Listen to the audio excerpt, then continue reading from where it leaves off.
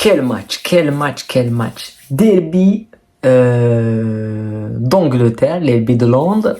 Chelsea euh, qui écrase Tottenham, mais le score est un petit peu flatteur, 4-1 avec un triplé de Jackson. Voilà, ça c'est du grand n'importe quoi. Je pense que ce match c'est vraiment du grand n'importe quoi.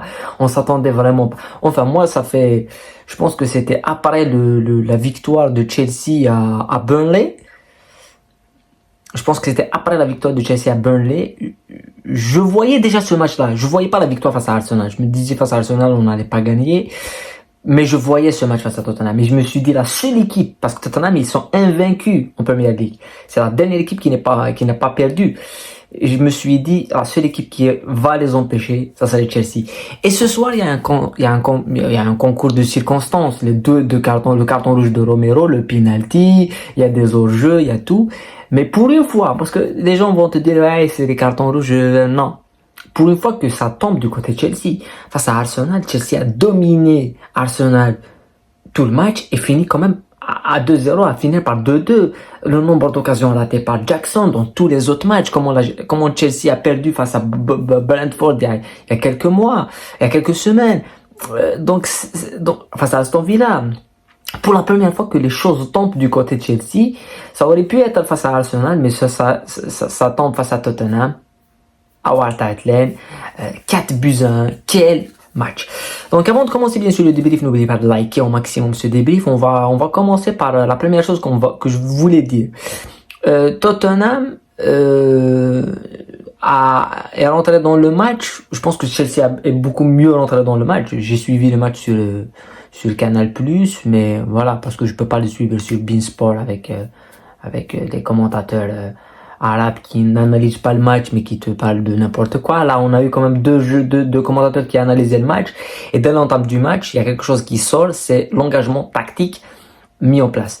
Premièrement, le triplé qu'a mis Jackson n'enlève rien au fait que, pour moi, il est encore très très loin du niveau de Chelsea.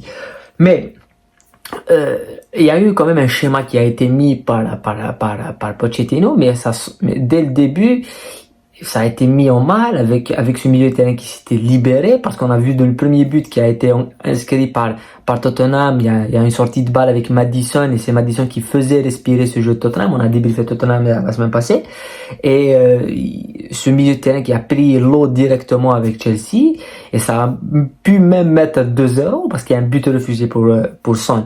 Mais dès la 15e minute, Chelsea est rentré dans son match. Et on a eu des situations de malade. On a eu le but de Sterling refusé pour une main. On a eu le carton rouge qui devait siffler pour Højgård ou Doté, je me rappelle plus du milieu défensif de Tottenham. Et on a eu le but de Caicedo qui est refusé. Moi, je pense que ça aurait pu accepter le but de Caicedo au-delà de faire un carton rouge pour Romero. Il y a le penalty pour Romero, mais dans toute cette zone-là, c'est-à-dire que après le but refusé, c'est-à-dire la 10e minute de Tottenham jusqu'à le penalty de Romero, c'est-à-dire qu'à la 31e minute, Chelsea a dominé Tottenham. Chelsea a dominé, a mis le rythme et certainement a bloqué cette sortie de balle, a bloqué Maddison avec bien sûr la rentrée un petit peu enrôlante du milieu de terrain, mais ça arrive. Et donc voilà, ça finit par exploser, ça finit par être voilà, c'est assez exceptionnel ce qu'on a vu en fin de mi-temps.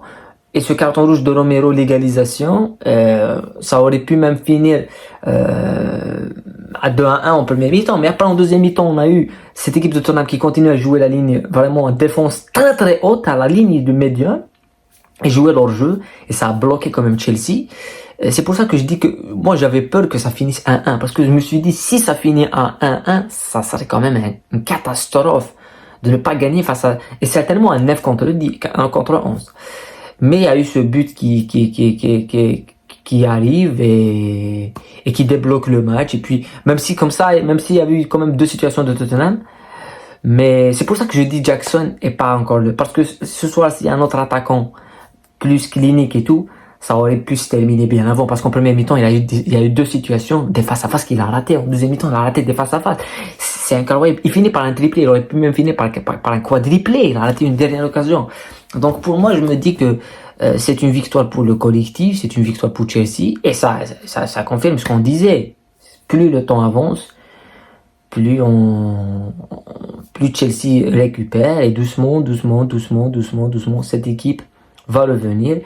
Et ça fait extrêmement plaisir de voir ça. Pour moi, les tops du match, pour moi, Vicario, le gardien de Tottenham, c'est lui qui garde cette équipe c'est Neuer 2014. Voilà. Il est libéraux, il a fait des parades de malade. Pour moi, Pedro Porro, le latéral de Tottenham aussi fait un match exceptionnel. Côté Chelsea, Reece James. Oh, quel joueur. S'il se blessait pas Reece James, ça serait le meilleur latéral du monde, et il peut être le meilleur latéral de l'histoire. Tellement il est tellement propre techniquement que c'est pas possible d'être aussi propre que ça. Et t'as au milieu de terrain un joueur comme Caicedo, il a fait son match. Enzo, il est sorti sur blessure, mais il a fait son match. Sterling aussi, ça fait son match. Moi, j'adore Palmer. Pour moi, Palmer, on peut même étendre dans les 15 minutes où Tottenham a dominé, où Tottenham a mis la pression, le seul joueur qui a mis du caractère, qui a sorti des ballons techniquement, c'est Palmer. À 19 ans, ce qui fait Palmer, pour moi, et ça va être un avenir assez prometteur pour ce joueur, pour tout ce qu'il dégage, pour la qualité technique. Et c'est un joueur qui a une qualité de passe exceptionnelle, et qui a un sang-froid exceptionnel, parce qu'il met un penalty, il l'a mis face à Arsenal, là il met à Tottenham à White Hart Lane. Donc voilà, Tottenham est arrivé où ils doivent perdre, face à Chelsea. C'est une suite logique, hein. Maintenant, Chelsea, le prochain adversaire, ça serait Manchester City à Stamford Bridge. Ça va pas être le même adversaire, ça va être très très difficile de battre City. Moi je pense pas que Chelsea pourra battre City. Ils peuvent, mais ce que je veux dire, c'est que comme ce soir, Pochettino a encore renversé son ancienne équipe, il a quand même un bilan exceptionnellement bon face à City. Et je suis sûr que Pochettino, même si ce soir il nous a aussi prouvé des défaillances de ce qu'il veut faire et tout, mais ça marche.